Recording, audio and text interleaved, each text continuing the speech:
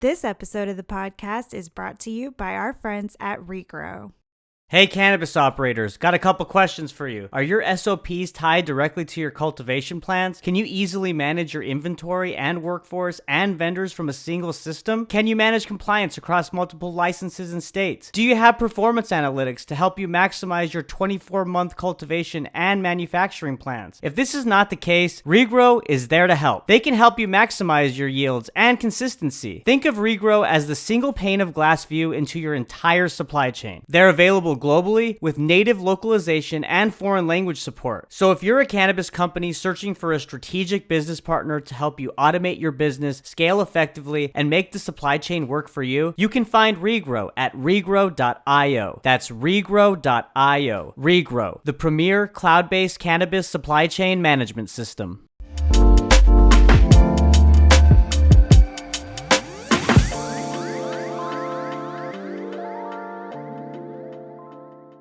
Hey, Nick, what's going on, man?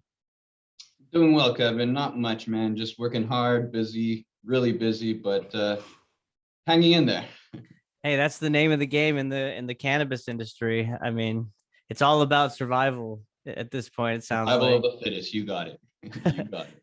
Yeah, and before we started recording, Nick, we had a chuckle, we had a laugh because you have an amazing backdrop. For those that are just listening and not watching this podcast on YouTube, Nick has this really cool like neon light, and it says tribal. And you mentioned that with the marketing restrictions in Canada, I mean, you gotta do it what you can, right? Yeah, we got to be very careful with what we do. So, I mean, I really wanted a neon sign that shows our brands. So we have a neon sign for each of our brands, Nugs and Orchid CBD, as well as Tribal. Tribal made it to my office. The other ones are around the office, but yeah, so we're limited to what we can do, and wherever we have an opportunity, what we can do, we do it. That's awesome. Well, if you have any extra swag laying around that I can hang up or wear as a shirt, whatever, let me know. I can do some free marketing for you as well. Well, hey, I think a good way to set the foundation of this conversation is to set the stage and talk about uh, Cannara Biotech, obviously, which you're the CFO of, vertically integrated producer for the Quebec and Canadian markets. But then just talk about the market in Quebec in general. I know from what I've read, it seems like there has been rapid growth since legalization. Cannabis sales on track for $500 million in 2021. So tell us a little bit about the current market and a little bit about Cannara Biotech's footprint there. Yeah, absolutely. So, I mean, we're Quebec based. We're built in Montreal. We're Montreal guys. The CEO, our CEO, Zohar Krivorot, saw an opportunity in the cannabis industry, like many others, early on in 2017, 2018. And we just have a lot of connections here in Quebec, and we saw a huge opportunity because there's not a lot of first movers. Everyone was establishing their footprints in other parts of Canada. And the market was really underserved here in Quebec early on. So we saw that opportunity. We bought our first 625,000 square foot facility here in Quebec, and we kind of started. That's how we started Cannara. And we had a mission really to just start off slow and really focus on Quebec because that was the closest to home. But our mission for Cannara was focus on premium cannabis. You need to grow. You need to know how to grow premium cannabis. It's not easy. It's very hard at small scale, extremely hard at large scale. There are a lot of players that thought they could do it that failed at it. So instead of growing really quickly and acquiring different businesses and all that stuff, we just said we need to spend at least a year inside our building, heads down, and learn how to grow cannabis properly, premium cannabis, and at scale. So that's why we hunkered down. We bought our building in 2019 and we got it licensed in 2020, early 2020. From 2020 to 2021, it was just really focused on growing premium cannabis. And out of our 625,000 square foot facility, we built out 170,000 square foot of indoor cannabis production. And that was our mission, was just set off to grow the best cannabis and serve it to the market and grow premium cannabis, but at everyday prices, affordable prices, right? We really want to create a brand, like call it the Coca-Cola of the industry, where it's just the quality's there, the price is right, everything just works. It's a high value proposition product.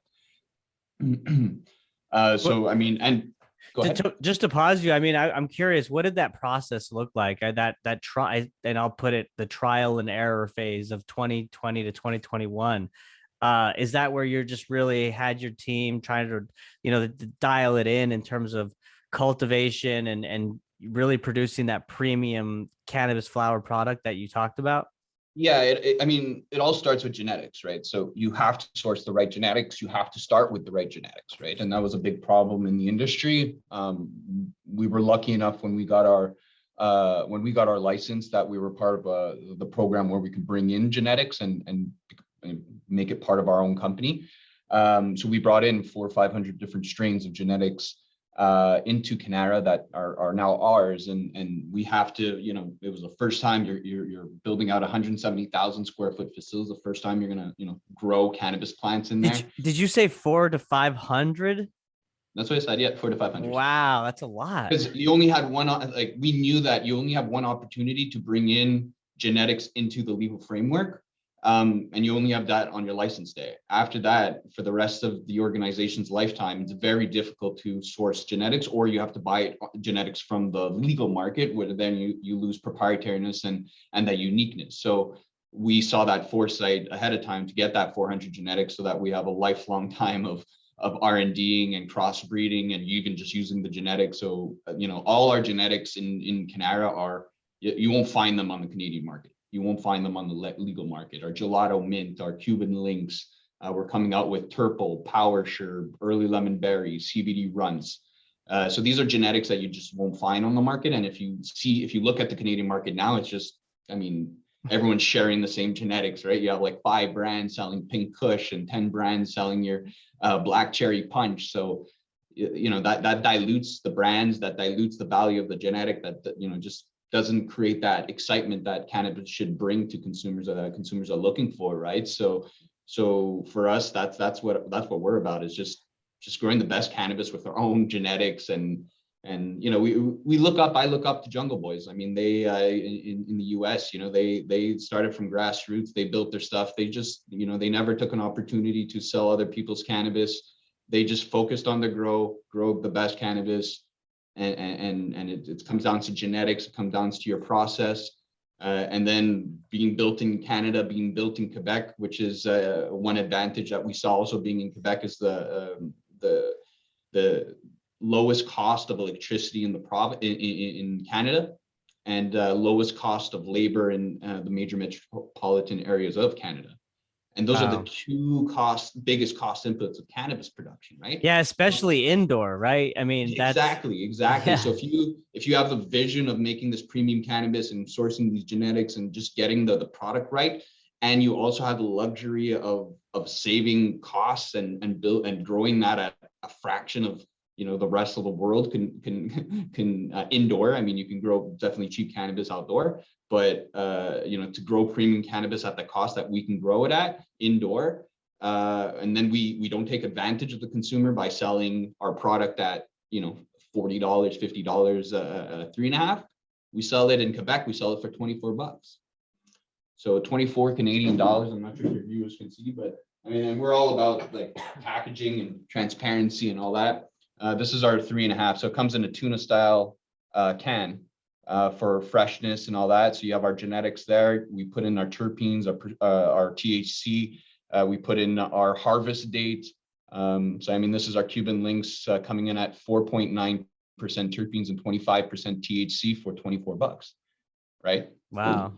And I mean, that seems like such a big differentiator too. I mean, you talked about the focus on not only the process, but of course the genetics, right? And to have the foresight to bring in 400 to 500 genetics off the bat, so that you really have some leeway and some runway to crossbreed, as you mentioned, and really build upon what you're doing is huge, right? And the other, I guess, the main question I have is, it seems like there's this shift, at least within some of the or most of the Canadian LPs, from cultivation to CPG.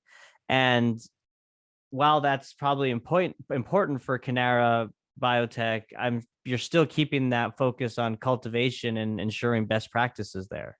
Oh, and you hit the nail on the head. Everyone can't have that strategy, right? If everyone moves to CPG and starts closing the cultivation operations, who's going to be the cultivator, right? Who's going to give the product, right? Right.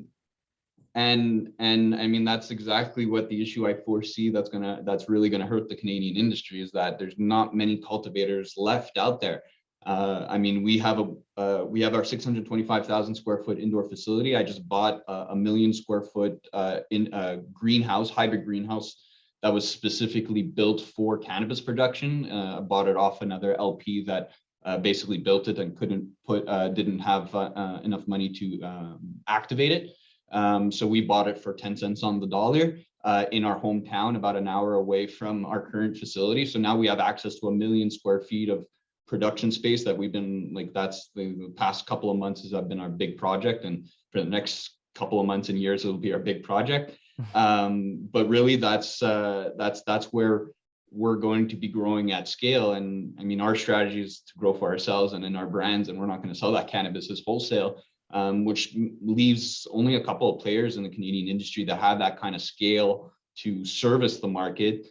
And then you have to figure out how can those 2 or 3 cultivators really create such a diversified CPG program strategy for all these companies, a differentiated CPG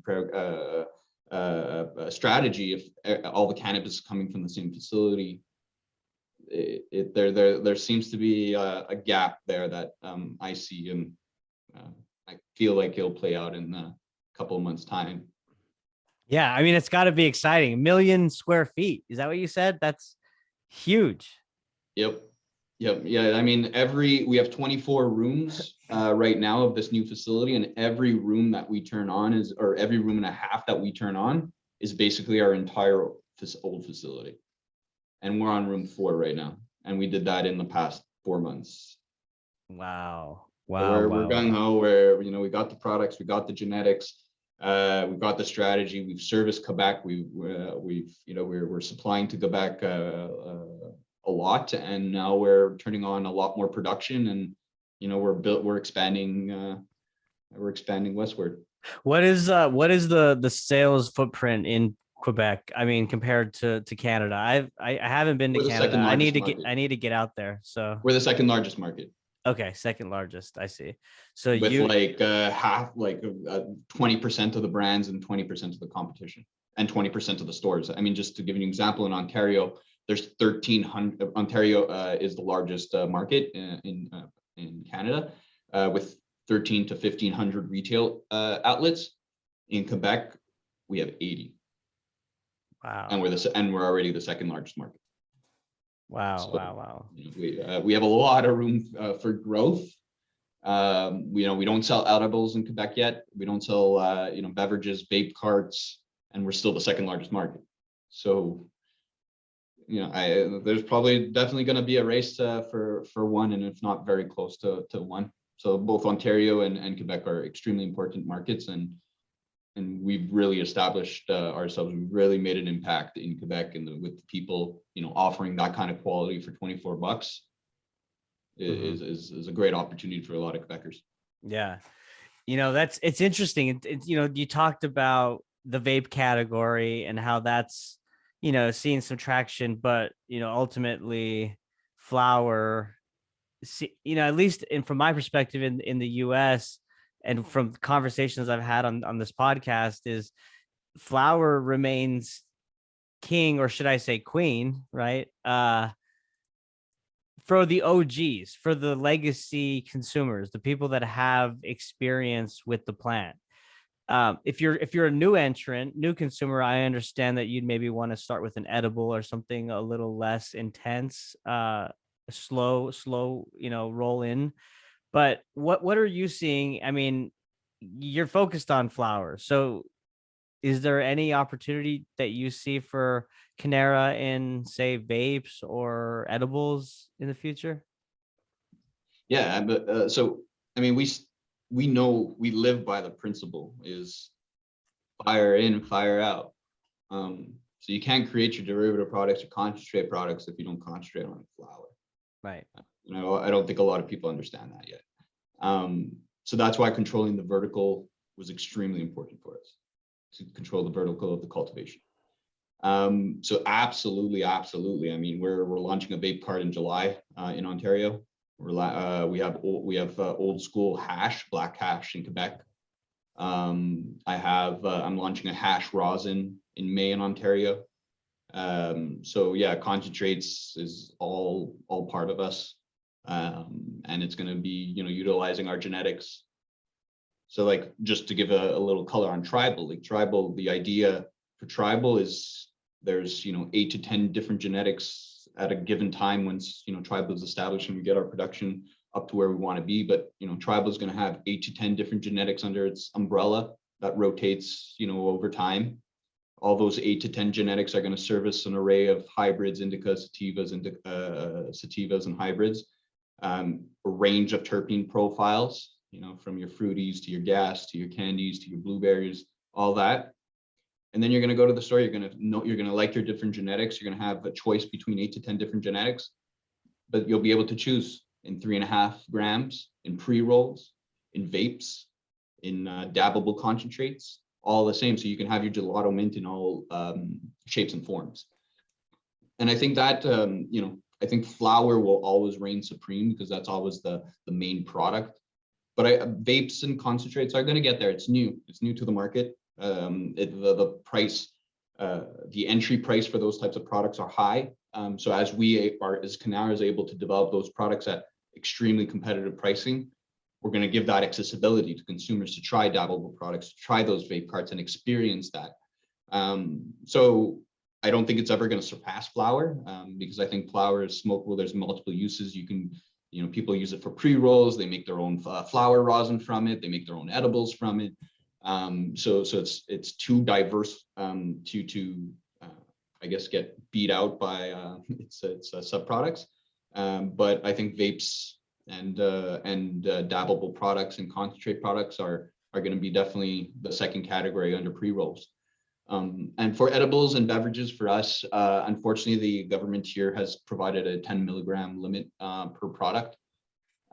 So for us connoisseurs and grassroots guys, 10 milligrams is not worth the investment. You see it in the numbers. You see the consumers are yelling that it's just not working. They don't want that type of product, right? So for us, we're looking, we don't want every product that Cannara's launch has been a success. We're not like the LPs where we shoot 30 darts and hope one sticks in the near the bullseye. Usually we shoot 5 darts and we hit the bullseye. So that's really our intention for that, is just to wait, let our products develop, and then introduce new products that we're comfortable with, that actually can speak for themselves and have a high value proposition behind them. That's so interesting to me. The Canadian regulations around the legal cannabis industry in that country. Like you mentioned the edible limit of 10 milligrams. And then that's a perfect segue, because I was going to ask you, as you talked about starting with vapes and entering into the dabbables, concentrates, like what has the regulation process been like on that side? Like, are they super strict? I know that, again, like at the beginning of the podcast, we talked about marketing challenges, but what does it take to go through a process to get an end product like a vape? So, I mean, I think vapes and all this is called Cannabis 2.0 in Canada. And I'm sorry, I don't know the date exactly, but because time flies in this industry, so I'm not sure if it was 2 years ago or a year ago, one of those. But that was a new product, right? So they introduced a bunch of regulations. Before you talk vapes, you talk concentrates, they wouldn't look at you, wouldn't hear you. It wasn't part of the legislation. It was foreign. This is so high THC.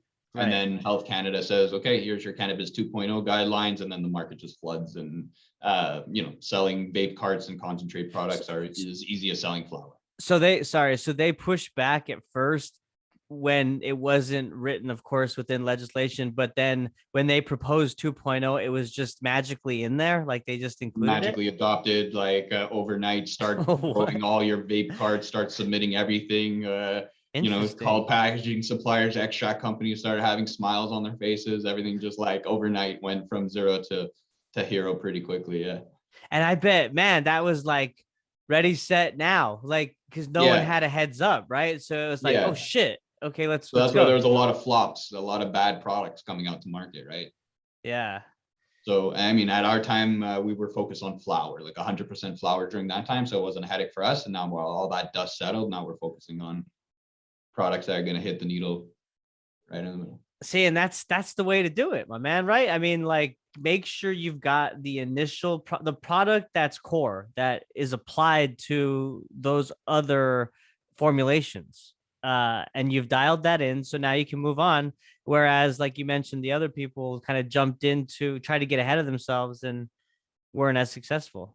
Not here. I mean, it's not rocket science, right? But sometimes this industry makes it feel like it's rocket science. So Well, it's just that people see it as a golden opportunity, right? I mean, some people. there's too much like we are, I am, the company is leaving a lot of money on the table. But you're setting yourself up for sustainability and long-term success. And that's the problem right now.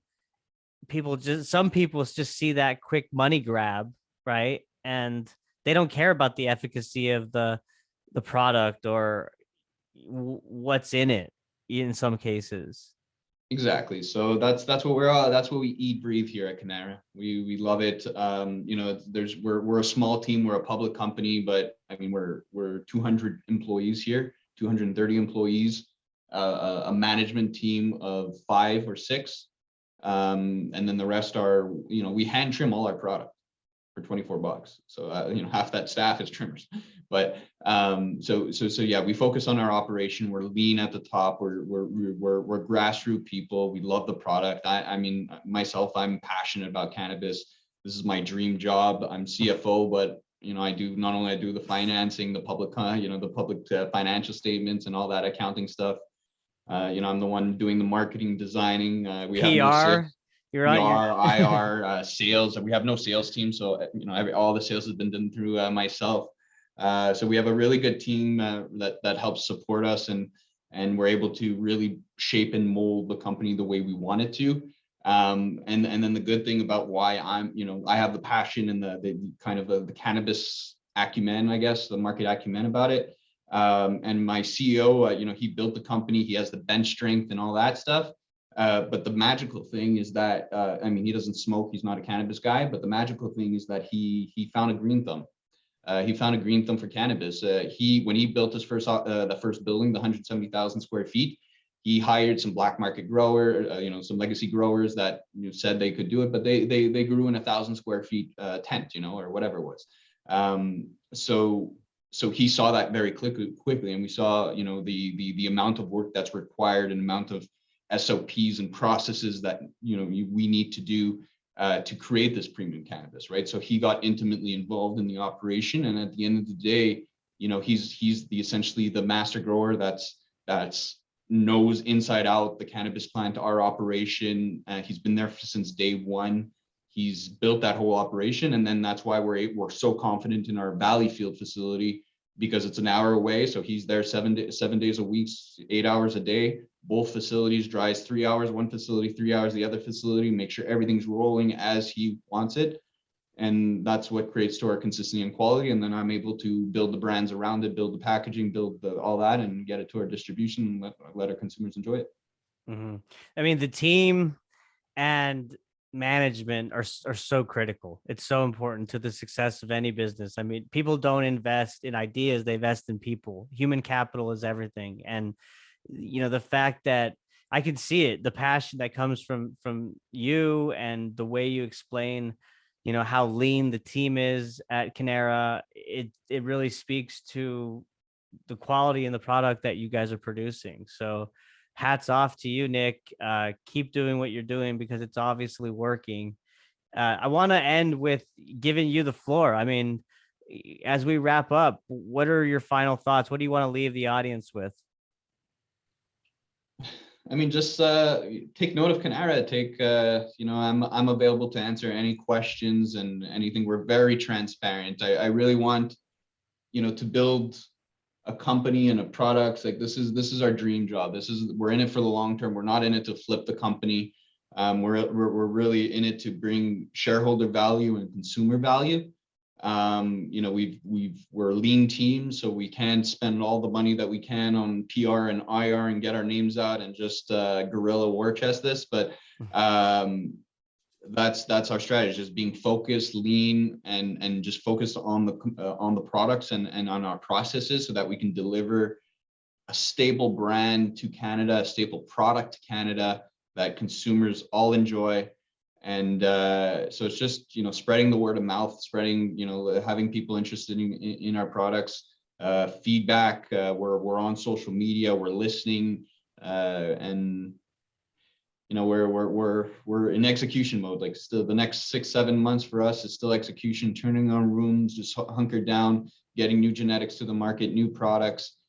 So we're going to be expanding our breadth a lot in 2022 across Canada, and we're here to service Canadians, and eventually, you know, hopefully the legal federalization in the U.S. opens up, and we can spread our wings once we've established Canada and we have a real brand presence in Canada, an SOP, a know-how in Canada to build premium cannabis at scale, which to me has not yet been done. Just like what happened in Canada, right? Just wait, we're the second wave producers, right? We like to sit back, watch the mistakes of others, and then make sure that we do the next steps properly. So that's who we are. That's who we are. Awesome.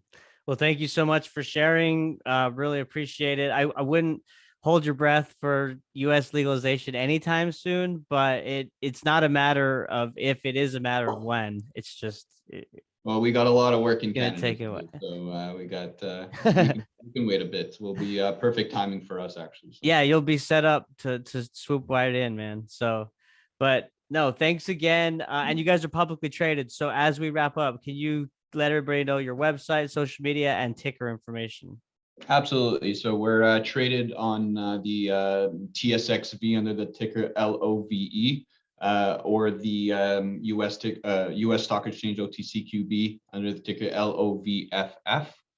We're Cannara Biotech Inc. Our website's www.cannara.com. We have an investor page.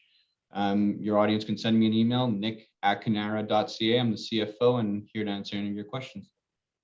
Nick, appreciate it, man. This was a pleasure. Really look forward to y'all's continued success and watching you continue to expand your footprint within the Canadian market.